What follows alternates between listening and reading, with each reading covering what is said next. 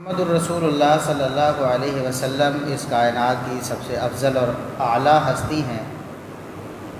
آپ صلی اللہ علیہ وسلم کا سب سے بڑا شرف، سب سے بڑا اعزاز یہ ہے کہ اللہ رب العزت نے آپ کو خاتم النبیین والمرسلین بنایا ہے۔ آپ صلی اللہ علیہ وسلم کو ختم نبوت عطا کی ہے۔ جب سے آپ صلی اللہ علیہ وسلم مبعوث ہوئے، دنیا کو اپنی نبوت کا پیغام دیا، اس وقت سے لے کر یہ بات طے ہو گئی کہ آپ صلی اللہ علیہ وسلم آخری نبی اور رسول ہیں۔ قیامت تک آپ کے بعد کوئی نبی اور رسول نہیں آنے والا۔ اور یہ ختم نبوت اسلام اور کفر کا مسئلہ ہے۔ جو ختم نبوت کو مانتا ہے وہ مسلمان ہے، جو ختم نبوت کا انکاری ہے، کسی بھی طرح سے ختم نبوت میں شک و شبہ کا اظہار کرتا ہے یا انکار کرتا ہے، وہ دائرہ اسلام سے خارج ہے۔ اور اگر وہ اسلام کا نام لے کر اللہ اور اس کے رسول صلی اللہ علیہ وسلم کا کلمہ پڑھ کر پھر ختم نبوت کا انکار کرتا ہے تو پھر وہ عام کافر نہیں بلکہ زندیق ہے۔ ایسا کافر جو مرتد ہو جاتا ہے، اسلام کو چھوڑ کر کفر میں چلا جاتا ہے، ایسا کافر ہے۔ عام کافر اور مرتد میں فرق ہوتا ہے۔ ایک شخص جو کبھی مسلمان ہوا ہی نہیں، اس نے اللہ کے رسول صلی اللہ علیہ وسلم کا کلمہ پڑھا ہی نہیں، وہ بھی آپ صلی اللہ علیہ وسلم کا انکاری ہے۔ لیکن ایک بدبخت ایسا ہے جو کلمہ پڑھ کر پھر آپ صلی اللہ علیہ وسلم کی ختم نبوت کا انکاری ہو جاتا ہے، پھر دائرہ اسلام سے خارج ہو جاتا ہے، اس کو مرتد کہتے ہیں۔ اس کا حکم مختلف ہوتا ہے، اور یہ اللہ رب العزت نے اور رسول اللہ صلی اللہ علیہ وسلم نے بتایا ہے کہ مرتد کا حکم مختلف ہے عام کافر سے۔ عام کافر آپ سے لڑائی جھگڑا نہیں کرتا، اسلامی سلطنت میں رہ سکتا ہے، جزیہ دے کر، ٹیکس دے کر اس کے مال جان کی حفاظت اسلامی سلطنت پر، حکومت پر ضروری ہے۔ اور اسلامی تاریخ شاہد ہے اس بات کی کہ کفار کو، جو لوگ اللہ اور اس کے رسول صلی اللہ علیہ وسلم کے انکاری تھے، ماننے والے نہیں تھے لیکن حربی نہیں تھے، انہوں نے ہتھیار ڈال دیے تھے، جنگ سے رک گئے تھے، تو انہیں اسلامی سلطنت نے نہ صرف تحفظ دیا بلکہ سخت وعید سنائی کہ ان کے مال جان کے جو درپے ہوگا وہ اللہ اور اس کے رسول صلی اللہ علیہ وسلم سے غداری کرے گا۔ یہ اللہ اور اس کے رسول صلی اللہ علیہ وسلم کا معاہدہ ہے۔ جب ان سے ہو گیا ہے اسلامی سلطنت کا معاہدہ تو پھر کوئی انفرادی طور پر انہیں نقصان نہیں پہنچا سکتا۔ لیکن مرتد کا حکم اس سے مختلف ہے۔ مرتد کو اسلامی سلطنت یا حکومت پناہ نہیں دے سکتی، بلکہ مرتد کو فوراً قتل کرنا واجب ہے۔ اگر وہ اپنے ارتداد سے لوٹ آتا ہے، توبہ کر لیتا ہے، معافی مانگ لیتا ہے کہ میں نے اسلام کو چھوڑ کر ارتداد کی راہ اختیار کر کے بہت برا کیا تھا، میں آئندہ سے ایسا کرنے سے توبہ کرتا ہوں اور اسلام میں داخل ہوتا ہوں، پھر تو اس کو معاف کر دیا جائے گا، ورنہ اس کو فوری قتل کیا جائے گا۔ اور یہ بات صحیح بخاری، صحیح مسلم اور دیگر کتب احادیث میں بڑی صراحت سے موجود ہے۔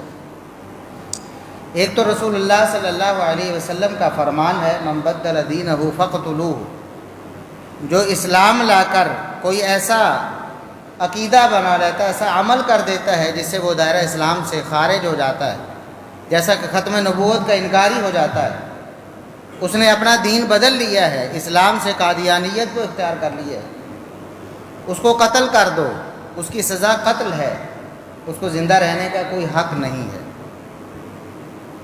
یہ مرتد کا اور عام کافر کا فرق ہے کہ عام کافر کو اسلامی سلطنت پناہ دیتی ہے، اس کے مال جان کی حفاظت کرتی ہے، کیونکہ اس کا عقیدہ اس کے ساتھ، مسلمانوں کا عقیدہ ان کے ساتھ، وہ انسان ہونے کے طور پر زندہ رہنے کے حقدار ہیں اور ان کے مال جان کی حفاظت اسلامی سلطنت کی ذمہ داری ہے، لیکن مرتد کو قتل کرنا اسلامی سلطنت کے لیے ضروری ہے، اسلامی حکومت پر فرض اور واجب ہے۔ ایک واقعہ ایسا پیش آیا کہ ایک صحابی دوسرے صحابی سے ملنے آتے ہیں، دیکھتے ہیں کہ ایک شخص کو باندھا ہوا ہے،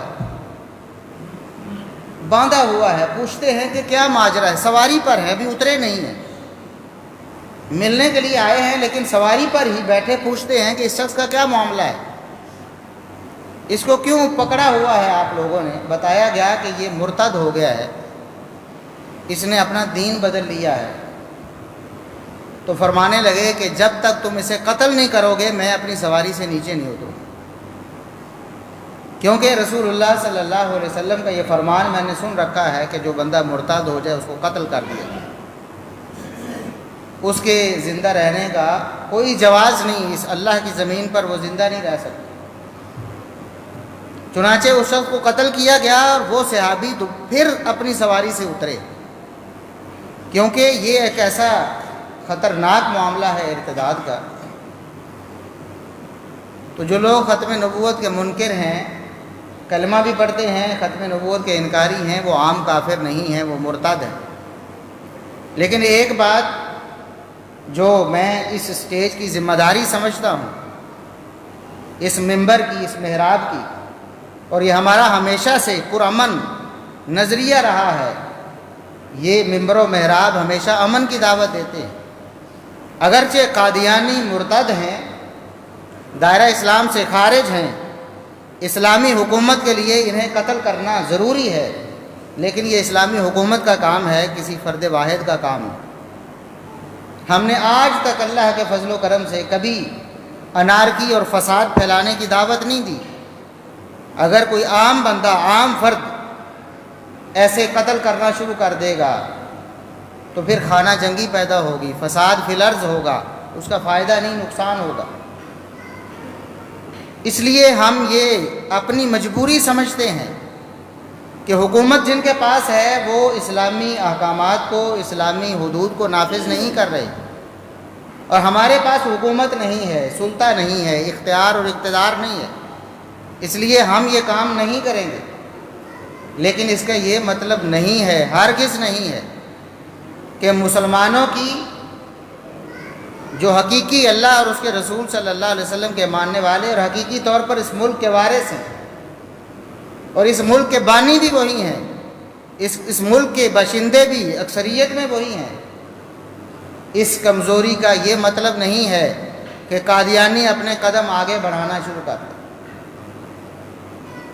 وہ قدم آگے بڑھا کر ہمارے اس ملک پر قبضے کی کوشش کریں، ہمارے مسلمانوں کی جو مقامات ہیں، ہماری مسجدوں پر قبضے کی کوشش کریں یا ہمارے قبرستانوں پر قبضے کی کوشش کریں۔ یہ بات طے ہو چکی ہے ہمارے آئین اور قانون میں بھی کہ قادیانی قطعاً مسلمان نہیں ہے، کوئی قادیانی کبھی بھی مسلمان ہونے کا دعویٰ نہیں کر سکتا پاکستان میں رہ کر۔ اگر وہ اپنے آپ کو مسلمان کہے یا اپنی عبادت گاہ کو مسجد کہے یا اذان دے یا اپنی عبادت گاہ پر مینار بنائے، کوئی بھی اسلام کا شعار اختیار کرے تو اس کے لیے ہمارے آئین اور قانون میں سزا ہے کہ وہ آئین سے غداری کا مرتکب ہوا ہے، وہ آئین شکن ہے، اس کو قطعاً قادیانی کو یہ اجازت نہیں ہے کہ اپنے آپ کو مسلمان شو کرے یا کوئی بھی اسلام کے حوالے سے لیبل اپنے اوپر لگائے۔ لیکن حالات یہاں تک پہنچ گئے ہیں کہ وہ لوگ دندناتے پھر رہے ہیں۔ ابھی یہ 2-3 دن پہلے کا واقعہ شیخو پورہ کے علاقہ میں آپ نے دیکھا ہے، اسلحہ کے زور پہ دیکھیں جو اقلیت ہیں، جو روتے پیٹتے ہیں دنیا کے سامنے جا کے، امریکی صدر کے سامنے جا کے فریادیں کرتے ہیں کہ ہم اقلیت ہیں، ہمیں اپنی جان کا خطرہ ہے، ہمیں لوگ پاکستان میں جینے نہیں دیتے ہیں، ہمیں قتل کرتے ہیں، وہ لوگ اسلحہ لہرا کر، فائرنگ کر کے مسلمانوں کے قبرستان پہ اپنے نجس مردے گاڑ رہے۔ اور ابھی بھی لوگ، بعض ایسے بدبخت ہیں روافض میں سے بھی، منکرین حدیث میں سے بھی، جو ان قادیانیوں کے ہمدرد اور خیرخواہ ہیں۔ ان کی ہمدردی میں مسلمانوں کو ہی کوستے رہتے ہیں۔ ان کی بات سن کے دیکھو، ہمیشہ یہی واویلا کریں گے کہ جناب قادیانیوں کے حقوق نہیں ہے پاکستان میں، قادیانیوں پر بہت ظلم و ستم ہوتا ہے۔ کتنا آسان تھا، مسلمان کتنی بڑی کثرت میں ہے، اس علاقے میں، اس گاؤں میں، اس دیہات سے ہی مسلمانوں کو اگر نکالا جاتا تو یہ مٹھی بھر شر پسند دنیا میں کہیں نظر نہ آتا۔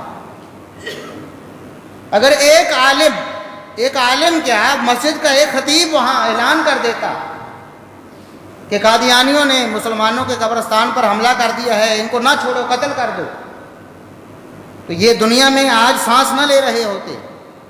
یہ مسلمانوں کی امن پسندی ہے۔ مسلمان قانون کو اپنے ہاتھ میں نہیں لینا چاہتے۔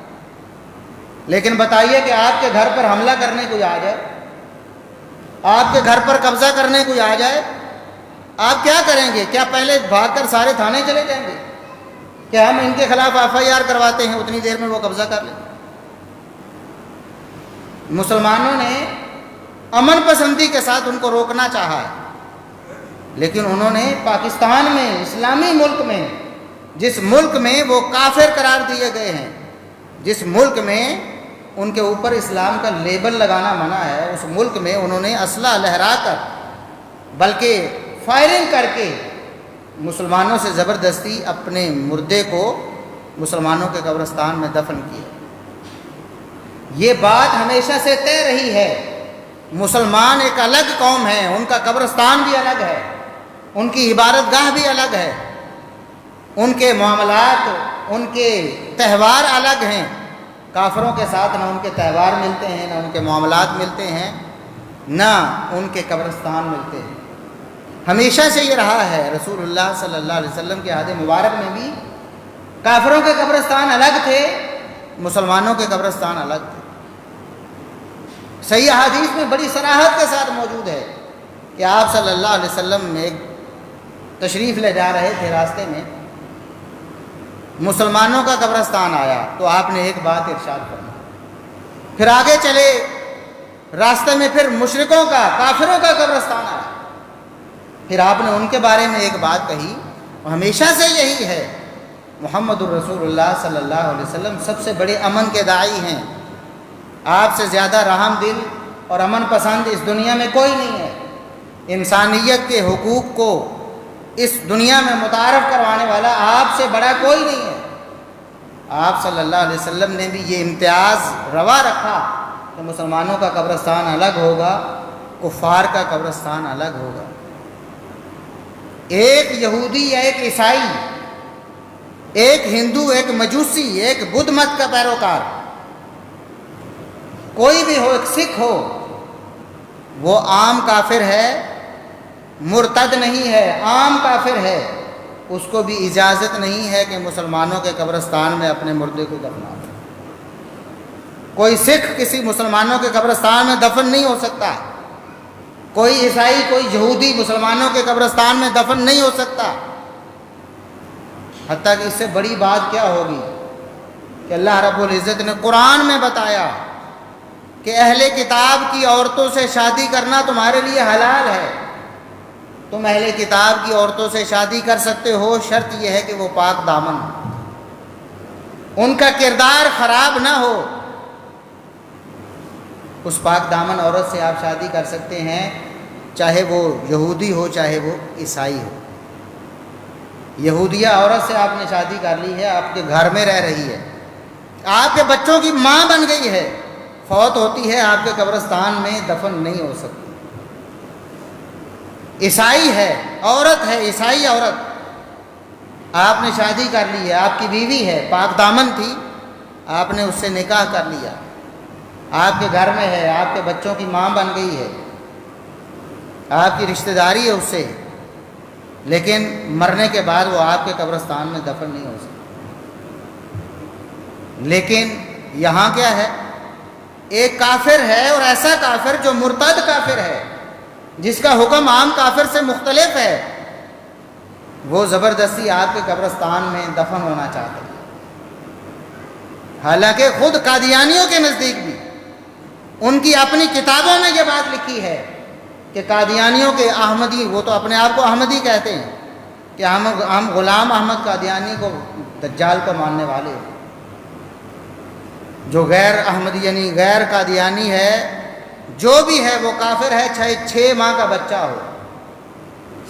مسلمانوں کا 6 ماہ کا بچہ بھی، پیدا ہوتا بچہ بھی ان کے نزدیک کافر ہے. اور انہوں نے لکھا ہے کہ قادیانیوں کے قبرستان میں وہ دفن نہیں ہو سکتا. ایک چھوٹا بچہ، دودھ پینے والا بچہ جس کو کوئی شعور نہیں ہے، مسلمان کے گھر میں پیدا ہوا ہے، قادیانی کہتے ہیں ہمارے قبرستان میں وہ دفن نہیں ہو سکتا. چیجائے کہ بڑا سمجھدار مسلمان ہو جو ختم نبوت کو سمجھتا ہے، جو ختم نبوت پر اپنی جان نثار کرتا ہے، اس کو وہ کیسے اجازت دیں گے اپنے قبرستان میں دفن ہونے.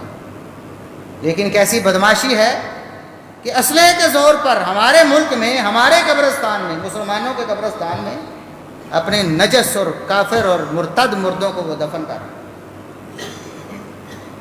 ہم ابھی بھی پرامن ہیں اور ہم پرامن طور پر ہی حکومت پاکستان سے یہ اپیل کرتے ہیں کہ اس غنڈہ گردی کو بند کیا جائے.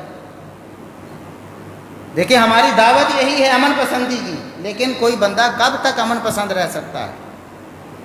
ایک بندے پر آپ حملہ کریں، اس کے عقیدے پر حملہ کریں، اس کے گھر پر حملہ کریں، اس کے قبرستان پر حملہ کریں، جا کر اسلحے کے زور پر لوگوں کو اکسائیں، اپنے مردوں کو وہ دفنائیں اور دندناتے ہوئے واپس چلے جائیں. کسی مسلمان سے بھی کوئی نادانی ہو سکتی ہے نا، جوش میں آ کر، غصے میں آ کر. پھر جب یہ آگ بھڑکے گی تو پھر کیا ہوگا جی؟ مظلوم بن کر دنیا کو دکھائیں گے کہ دیکھیں جی ہم بڑے مظلوم ہیں، ہم تو زندہ بڑی مشکل سے رہتے ہیں، ہمیں تو سانس نہیں لینے دیا جاتا پاکستان. اور یہ غنڈہ گردی نہ تو کوئی ٹی وی چینل ہمارا ملکی دکھائے گا، نہ کوئی غیر ملکی، نہ BBC اور نہ کوئی اور. جو ان کو مظلوم بنا کر پیش کرتے ہیں وہ اس غنڈہ گردی کو نہیں دکھائیں گے کہ کس طرح انہوں نے دن دہاڑے اسلحے کے زور پر اپنے مردے کو مسلمانوں کے قبرستان میں دفنایا. اور یہ ایک طریقہ ہوتا ہے، آہستہ آہستہ ایک عقیدہ ہے مسلمانوں کا جس پر وہ پختہ ہیں. تو آپ کیا سمجھتے ہیں ایک دن میں یک بارگی میں وہ آپ کا عقیدہ بدل دیں گے؟ نہیں، ایسا نہیں ہوگا. وہ آہستہ آہستہ بڑے طریقے سے آپ کی برین واشنگ کریں گے، آپ کے نوجوانوں کی. ابھی یہ مسئلہ ہوا ہے، لوگوں کے ذہن میں آئے گا چلو یار مردہ دفنانے کا کیا مسئلہ ہے؟ اب وہ مردے کو دفنا کے چلے گئے ہیں، آپ کو وہاں اکھاڑ کے پھینکے تب بھی مظلوم بنے گے. دیکھو ہمارے مردوں کو اکھاڑ دیا، دیکھیں کتنی یہ انسانیت کی توہین ہے. اور جو مردے کو اکھاڑ کے باہر پھینک دیں، اگر اسی قبرستان میں رکھا جائے تو یہ مسلمانوں کی ایمانی غیرت کے ہی منافی. یہ ہمارا اسلام ہی اس بات کی اجازت نہیں دیتا کہ ایک ایسا عام غیر مسلم بھی دفن نہیں ہو سکتا. ایک ایسا غیر مسلم جو مرتد ہے، دین اسلام سے منحرف ہے، ختم نبوت کا انکاری ہے، محمد الرسول اللہ صلی اللہ علیہ وسلم کے مقابلے میں اس نے اپنا نبی بنایا ہے، اس شخص کو مسلمان برداشت کریں اپنے قبرستان میں. اب ہوا کیا ہے؟ حکومت نے صلح کروا دی جی، انتظامیہ نے صلح کروا دی. مسلمانوں پر جو پرچے تھے ختم کر دیے. حالانکہ مسلمانوں پر پرچے کا کوئی جواز ہے؟ ساری صورتحال ویڈیو وائرل ہے، سوشل میڈیا پہ موجود ہے. مسلمانوں نے پرامن طریقے سے ان کو روکنا چاہا ہے، وہ نہیں رکے، اسلحے کے زور پر دفنا کے چلے گئے ہیں. اور مسلمانوں نے اس مردے کو قبرستان سے نکالا بھی نہیں ہے. کیوں نہیں نکالا؟ اس لیے کہ چلیں اس کا کوئی پرامن حل نکل آئے، پولیس کی موجودگی میں یہ کام ہو جائے، ہمارا حق ہمیں مل جائے، جبکہ ہم اکثریت میں ہیں، ہم مالک ہیں اس ملک کے، ہم باشندے ہیں اس ملک کے. اب یہ کیا ہے؟ آہستہ آہستہ لوگوں کا مائنڈ بنایا جائے گا، چلو مردے کو دفن کرنے میں کیا حرج ہے، یہ فرق مٹایا جائے گا. حالانکہ یہ چھوٹا موٹا فرق نہیں ہے. ابھی بھی کئی اسکالرز اس کوشش میں لگے ہوئے ہیں جو مغرب سے تنخواہیں لینے والے ہیں، جن کو ڈالرز ملتے ہیں اس چیز کے کہ وہ مسلمانوں کے ذہنوں کو اسلام سے برگشتہ کریں. وہ اس کوشش میں لگے ہوئے ہیں جی دیکھو جی قرآن کو تو مانتے ہیں نا جی، دیکھو وہی کلمہ پڑھتے ہیں، وہی قرآن ہے ان کا، محمد صلی اللہ علیہ وسلم کا کلمہ بھی پڑھتے ہیں. چلو یہودیوں نصرانیوں سے تو اچھے ہیں. اب یہ بھی ایک منطق آئی ہوئی ہے کہ یہودیوں عیسائیوں سے تو اچھے ہیں. یہودی تو قرآن کو نہیں مانتے، عیسائی قرآن کو نہیں مانتے. حالانکہ یہ قرآن کا فیصلہ ہے، یہ محمد الرسول اللہ صلی اللہ علیہ وسلم کا فیصلہ ہے، یہ امت کا اجماع اور اتفاق ہے ہمیشہ سے، صحابہ تابعین تبع تابعین اور ائمہ دین کا، قرآن و سنت کی روشنی میں، کہ کلمہ پڑھ کر اگر وہ کفر اختیار کرے گا تو وہ بڑا مجرم ہے، اس کی سزا بڑی ہے۔ عام کافر سے معاملات کیے جا سکتے ہیں، لین دین ہو سکتا ہے، لیکن مرتد سے لین دین نہیں ہو سکتا۔ ہمارے پاس اختیار ہوتا، حکومت ہوتی تو ہمارے پر فرض تھا ان کو قتل کرنا۔ یہ تو ہماری ایک بہادری ہے کہ ہم ان کو جینے دے رہے ہیں، قانون کے سامنے ہم نے اپنے ہاتھ باندھ لیے ہیں، لیکن اس کا یہ مطلب ہے کہ ہم ان سے پھر لین دین شروع کریں، ان سے معاملات شروع کر لیں۔ محمد الرسول اللہ صلی اللہ علیہ وسلم سے غداری کر کے کوئی شخص ہمارے ساتھ معاملات کر لے اور ہم اس کے ساتھ کاروبار کر لیں، قطعاً گنجائش نہیں ہے۔ قادیانیوں کی تمام مصنوعات کا بائیکاٹ کرنا ہر مسلمان کے لیے لازم ہے۔ اپنے باپ کو مارنے والے یا اپنے باپ کی توہین کرنے والے سے آپ لین دین نہیں کرتے۔ میرے باپ کو اس نے گالی دی تھی، میری غیرت گوارا کرتی ہے کہ میں اس سے لین دین کروں؟ محمد الرسول اللہ صلی اللہ علیہ وسلم سے جس نے غداری کی ہے، آپ کی توہین کی ہے، نعوذ باللہ ثم نعوذ باللہ، ایک نجس پلید شخص کو محمد الرسول اللہ صلی اللہ علیہ وسلم سے کے مقام پہ لا کر کھڑا کیا، بلکہ قادیانیوں کا عقیدہ یہ ہے، جس کو انہوں نے شعروں میں بیان کیا ہے، کہ محمد الرسول اللہ صلی اللہ علیہ وسلم دوبارہ لوٹ آئے ہیں غلام احمد قادیانی کی صورت میں، نعوذ باللہ، اور پہلے سے بڑھ کر ہیں، نعوذ باللہ ثم نعوذ۔ کتنی بڑی توہین اور گستاخی ہے، یہ مسلمانوں کا جگرا ہے۔ کوئی بھی بندہ اپنے عقیدے پہ کمپرومائز نہیں کرتا ہے، اپنے نبی کی توہین برداشت نہیں کرتا ہے، لیکن ایک قانون کے ہاتھوں ہم مجبور ہیں، ہم اپنی حکومت سے مطالبہ کرتے ہیں کہ ان مرتدوں کو ان کی قرار واقعی سزا دی جائے، اور ان کے بڑھتے ہوئے قدم جو مسلمانوں کی طرف بڑھ رہے ہیں، جو اسلام کی طرف بڑھ رہے ہیں، جو حقیقت میں پاکستان کی طرف بڑھ رہے ہیں، جو آئین پاکستان کا غدار ہو، جو باہر بیٹھ کر آئین پاکستان کو گالیاں دیتا ہے کہ اس آئین نے ہماری حق تلفی کی ہے، یہ آئین آگ میں جلانے کے مستحق ہے، نعوذ باللہ ثم نعوذ باللہ، کہ ان کو کافر کہنا، اسلام سے خارج کرنا، وہ کہتے ہیں یہ ہمارے ساتھ ظلم ہے، زیادتی ہے، اس آئین کے دشمن ہیں، گالی دیتے ہیں پاکستان کو بھی، افواج پاکستان کو بھی، پاکستان کے سرکاری اداروں کو بھی، اور پاکستان میں بسنے والے مسلمانوں کو بھی، جو ان کے لیے بری خواہشات رکھتے ہیں کہ ہمیں کاش کے موقع ملے، طاقت ملے تو ہم گن گن کر ان سے بدلے لیں۔ ان مرتدوں کو، ان کافروں کو، ان زندیقوں کو، ان ملحدوں کو پاکستان میں نشو و نما پانے کی کوئی اجازت نہیں ہے۔ اب وہ کیا کر رہے ہیں؟ اب یہ دیکھیں میڈیا پہ معاملہ آ گیا، اس سے پہلے کچھ عرصہ پہلے بھی باقاعدہ طور پر پوسٹر لگ گئے بڑے بڑے، شہیدوں میں نام لکھوا دیے، 2 قادیانیوں کے، انہیں شہید لکھ دیا، حالانکہ آئین اور قانون کے منافی ہے، اسلام کا کوئی لیبل یہ استعمال نہیں کرتا، یہ شہادت تو اسلام کا لیبل ہے، کوئی کافر بڑا شہید ہو سکتا ہے؟ نہ شہادت کا لیبل لے سکتا ہے، یہ تو اسلامی لیبل ہے، اسلام کا ایک اعزاز ہے شہید ہونا۔ وہ بات بھی آئی گئی، اور پچھلے دنوں میں پی ٹی وی پر ایک قادیانی کی تعریفیں کی گئی، غلام احمد قادیانی کی تصویر بھی بطور اعزاز چلائی پاکستان کے سرکاری ٹی وی چینل پر۔ یہ کیا ہو رہا ہے؟ آپ کیا سمجھتے ہیں کوئی بدھو بیٹھا ہوا ادھر؟ ٹی وی کا جو پی ٹی وی کا جو چیئرمین ہے یا جو پروڈیوسر ہوگا اس پروگرام کا، آپ کیا سمجھتے ہیں ان ساری چیزوں کے لا علم ہوگا؟ کوئی بچہ ہے، کوئی عام شخص ہے جس کو پتہ ہی نہیں ان ساری چیزوں کا، اور وہ پی ٹی وی پہ جا کے ہیڈ بن کے بیٹھ گیا ہے اور ساری چیزوں کی نگرانی کر رہا ہے۔ اس کی نگرانی سے ہو کر پروگرام باقاعدہ ریکارڈڈ ہوتا ہے، لائیو بھی نہیں، ریکارڈڈ پروگرام ہوتا ہے، بعد میں اس کی ایڈیٹنگ ہوتی ہے، اس کو دیکھا جاتا ہے۔ اس میں کوئی الفاظ ایسے تو نہیں، کوئی کنٹینٹ ایسا تو نہیں جو ہمارے پاکستان کے آئین قانون کے خلاف ہو، اس کو حذف کیا جاتا ہے۔ اس سب کے بعد پاکستانی ٹی وی پر وہ چل گیا ہے، براڈ کاسٹ ہو گیا ہے۔ اس کا کیا مطلب ہے؟ کہ باقاعدہ طور پر منصوبہ بندی سے یہ سارے معاملات کیے جا رہے ہیں تاکہ قادیانیوں کو کافر کی لسٹ سے نکال کر ان کو مسلمان قرار دیا جا سکے۔ اور کئی ایسے بدبخت ہوں گے ہمارے حکمران بکے ہوتے ہیں، الا ماشاء اللہ انہوں نے ساز باز کی ہوتی ہے، حتیٰ کہ ہمارے تو چیف جسٹس تک بکے ہوتے ہیں۔ آپ نے وہ معاملہ دیکھا نہیں؟ چیف جسٹس جو ہمارے ریٹائر ہو گئے، انہوں نے ایک عورت کے بارے میں، آسیہ ملعونہ کے بارے میں فیصلہ دیا، اس کو بری کیا۔ بعد میں ویڈیو سامنے آ گئی کہ اس سے پہلے کچھ عرصہ پہلے یورپ میں بیٹھ کر باقاعدہ وہ وعدہ کر کے آئے کہ میں اس معاملے کو خود دیکھوں گا، اس کیس کو خود دیکھوں گا، اور اس سے جو چارج توہین رسالت کا لگا ہے اس کو ختم کروں گا۔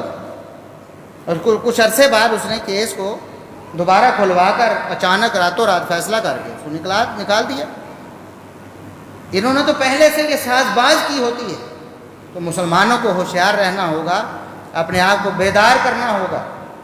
دیکھیں ہم پرامن لوگ ہیں، لیکن پرامن ہونے کا یہ مطلب نہیں کہ ہم کمزور ہو جائیں، اور اپنے اسلام پر، اپنے ایمان پر، اپنے اعتقاد پر، اپنی مسجد پر، اپنے قبرستان پر بھی ہم سمجھوتا کر لیں۔ یہ قتل نہیں ہوگا۔ مسلمان جب تک ایک بچہ بھی غیرت مند مسلمان موجود ہے وہ ایسا نہیں ہونے دے گا۔